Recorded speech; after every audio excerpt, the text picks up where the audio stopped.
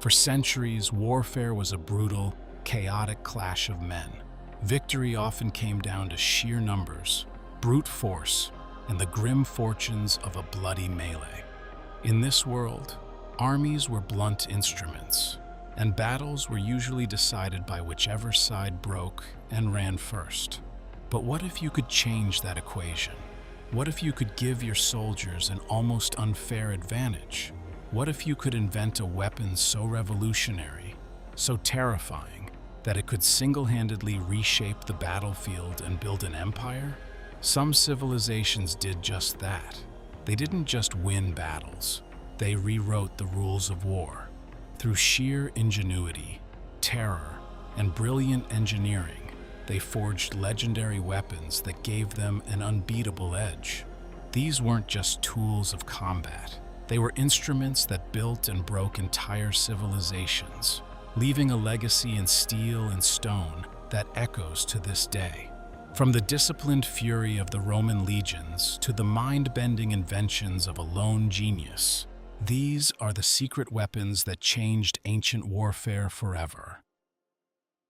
There are few weapons in history as iconic as the Roman gladius, but to call it just a sword is to miss the point entirely. This wasn't merely a piece of sharpened metal. It was the engine of conquest, a personal tool of domination that, in the hands of a trained legionary, became one of the most effective killing instruments the world had ever seen. The story of the gladius begins not in Rome, but in modern-day Spain. During the brutal Second Punic War, the Roman general Scipio Africanus fought the fierce Celtiberian tribes. He watched them wield a short, straight sword with terrifying effectiveness in the close, brutal press of combat. Where other swords of the era were longer and designed for sweeping cuts, this Spanish sword, the Gladius Hispaniensis, was different. It was born for the thrust. The Romans, ever the pragmatists, knew a superior weapon when they saw one. They adopted the design, refined it, and built an entire military system around it. The problem Roman commanders faced was keeping discipline in the chaotic crush of a large-scale battle. Most armies devolved into a messy series of individual duels. The Romans sought order in that chaos, and the gladius was the key. The original Gladius Hispaniensis was the longest version, with a blade that could be over 24 inches. Later models, like the famous Mines and Pompeii types, were shorter, making them even better for the tight, disciplined formations of the legion. Its broad, double-edged blade tapered to a long, sharp point, a design that was devastatingly effective at piercing armor and flesh. Roman doctrine was simple. Use the massive shield, the scutum, to create a wall, then deliver quick, lethal thrusts with the gladius. To understand the genius of this, you have to picture the Roman legion in action. It wasn't about heroic duels, it was a meat grinder. A legionary stood shoulder to shoulders with his comrades, his body almost entirely protected by his huge, curved shield. As the enemy crashed against this wall, he had one job: punch forward with the shield to create a gap, and then thrust the gladius into the exposed body of the man in front of him. Stab, retract. Shield punch, stab, retract. It was a relentless, efficient, and horrifyingly personal way to fight. While the gladius could be used for slashing, its primary use was thrusting. Stabbing wounds, especially to the abdomen, were almost always fatal. The Roman historian Livy described the absolute horror of the Macedonians when they first faced the gladius, seeing bodies dismembered and viscera laid open. It was psychological shock as much as a physical one. Enemies used to fighting with longer spears were unprepared for the claustrophobic, relentless carnage of the Roman fighting style. And by thrusting from behind their shields, the legionaries suffered fewer casualties themselves. This system wasn't just about the sword, it was about the soldier. Roman soldiers were full-time professionals who drilled relentlessly. The gladius was an extension of that discipline. Paired with their heavy javelins, the pilum, which were designed to stick in enemy shields and weigh them down, the legionary was a complete weapons system. They would shatter enemy formations with a shower of javelins, then close in to finish the job with the gladius. This wasn't just a weapon, it was Roman military philosophy made steel. Discipline, aggression, and ruthless efficiency. It was the sword that conquered the known world. While the gladius perfected close-quarters combat, another weapon, born centuries earlier, had revolutionized warfare by turning an army into a single, impenetrable killing machine.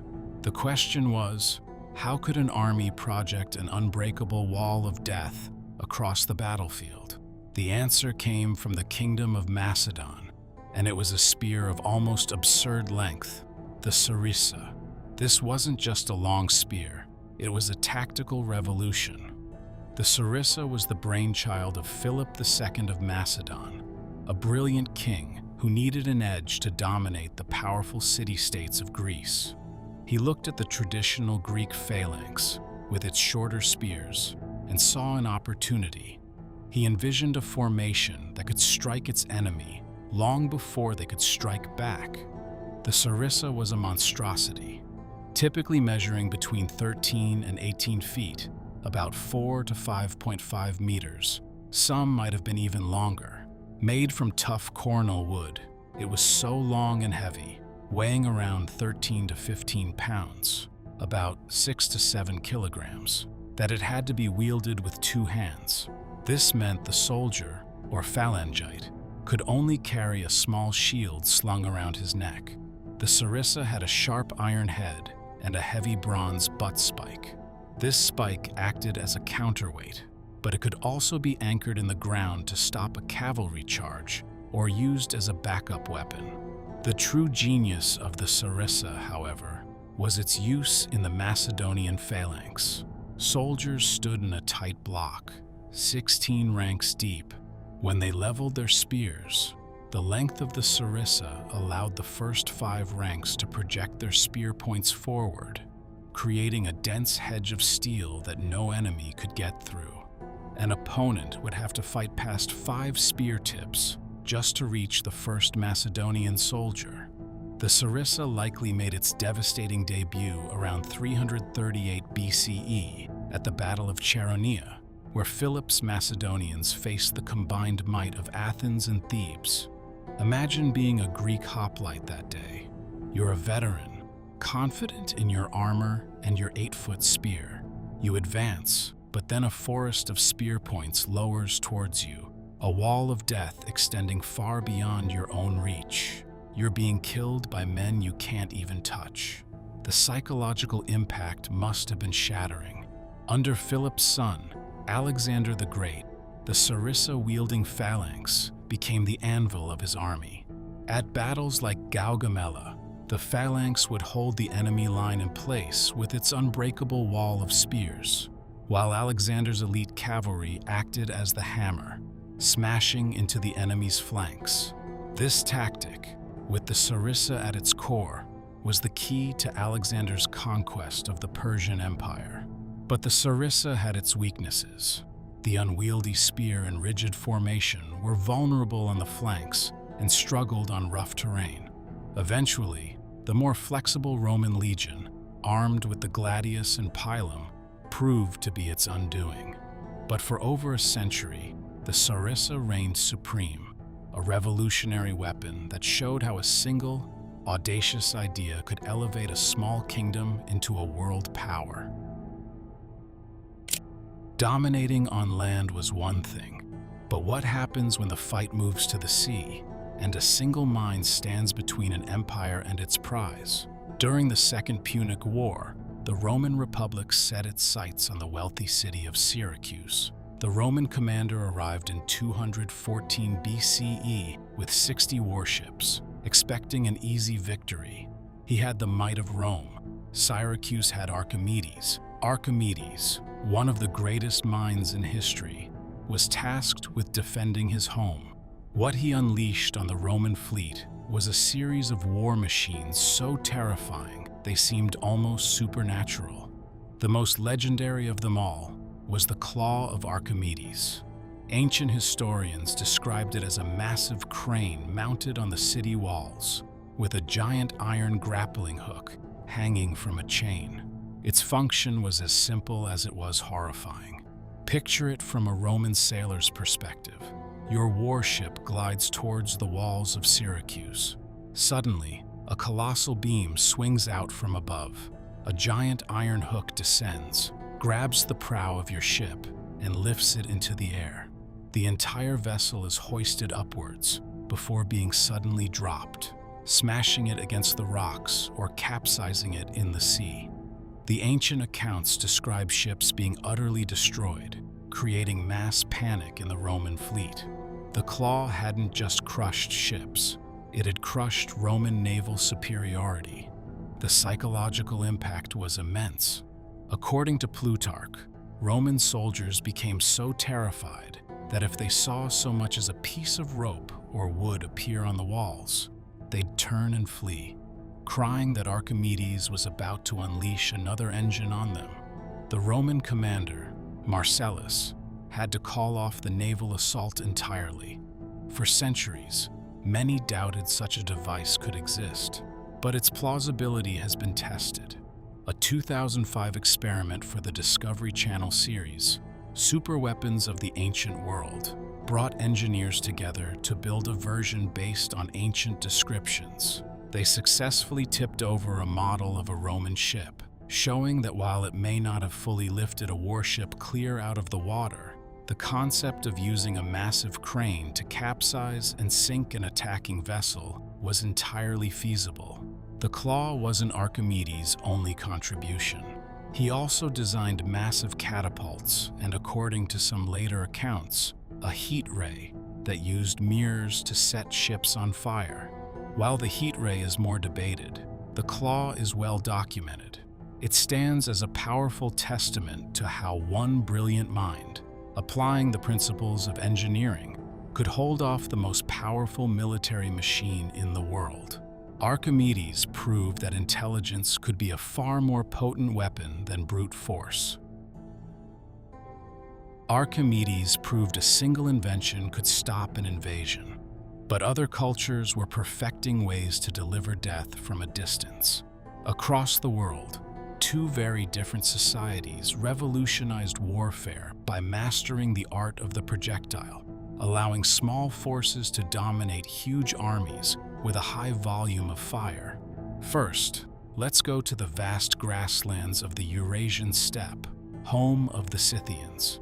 These legendary horsemen were masters of mobile warfare, and their power came from the Scythian composite recurve bow. The problem for any horse archer is creating a bow that is both compact enough to use from a moving platform and powerful enough to be deadly. The Scythians solved this with an ingenious design.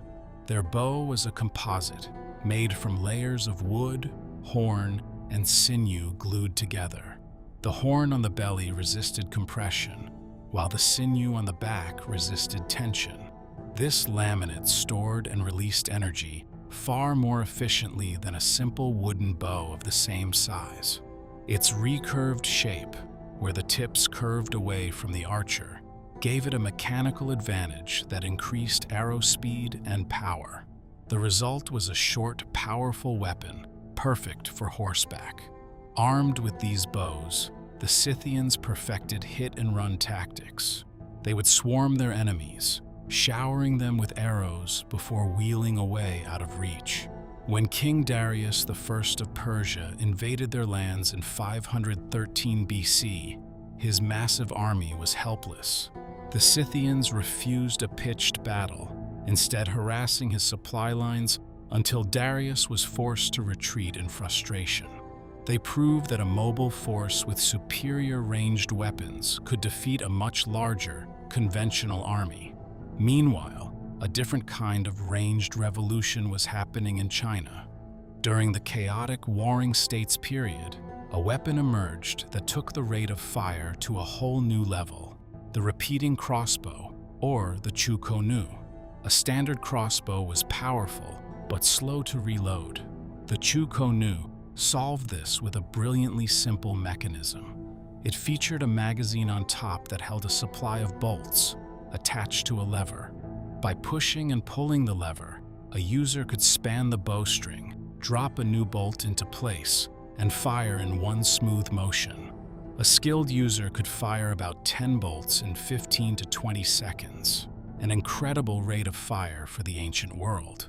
The invention is often misattributed to the strategist Zhuge Liang, but evidence shows it existed as early as the 4th century BCE. The trade-off for this speed was a lack of power. The weapon wasn't very effective against heavy armor on its own, but that wasn't its purpose. Its purpose was suppression. A group of soldiers with repeating crossbows could create a cloud of arrows, overwhelming a specific point or defending a narrow pass. To make up for the low power, the bolts were often tipped with poison, meaning even a small wound could be fatal. The Chu-ko-nu was, in essence, the ancient world's version of a submachine gun, sacrificing stopping power for an unparalleled volume of fire. All these weapons relied on sharpened metal and kinetic force. But what if you could weaponize fire itself?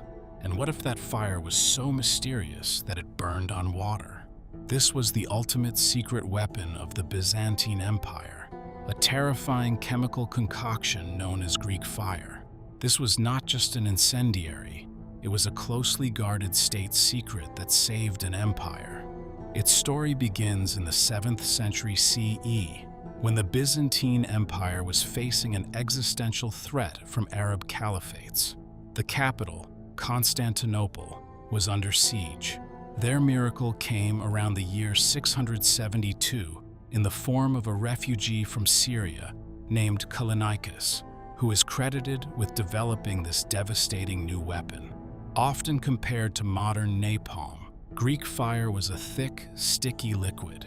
Its exact composition is one of history's greatest mysteries, as the formula was a state secret that was eventually lost. Historians believe its main ingredient was petroleum or naphtha, likely mixed with other things like sulfur and resin.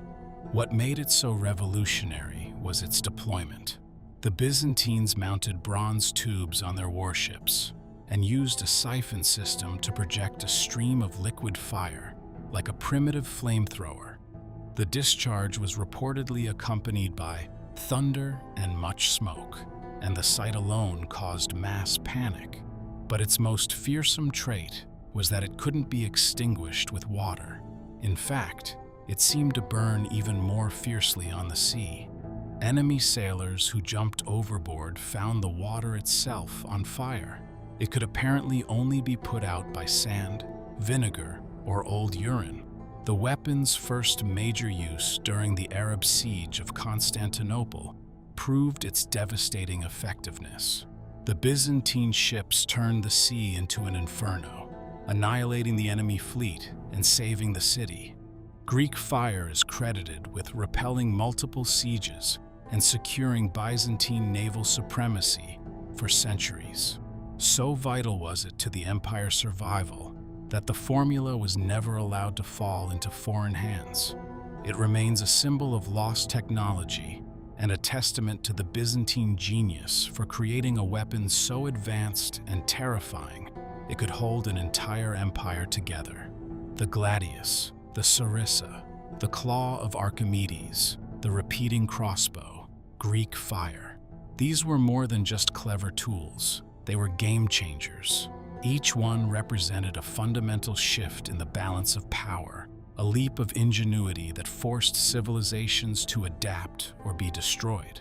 The gladius gave the individual Roman soldier the means to dominate, fueling the disciplined aggression of the legion. The sarissa transformed infantry into an unbreakable wall of death, allowing a small kingdom to forge a massive empire. Archimedes' claw showed that a single, brilliant mind could defy an army, turning physics into a weapon of shocking power. The composite bow and repeating crossbow changed ranged combat forever, one with mobile efficiency the other with an overwhelming volume of fire. And Greek fire gave one empire a secret so powerful, it saved them from annihilation time and again. These weapons reveal a timeless truth about human conflict. It has always been a catalyst for innovation. The struggle for survival and dominance pushes ingenuity to its absolute limits. From the simplest blade to the most complex machine, the desire for an unbeatable edge has driven technologies that don't just win wars, they shape the very course of history.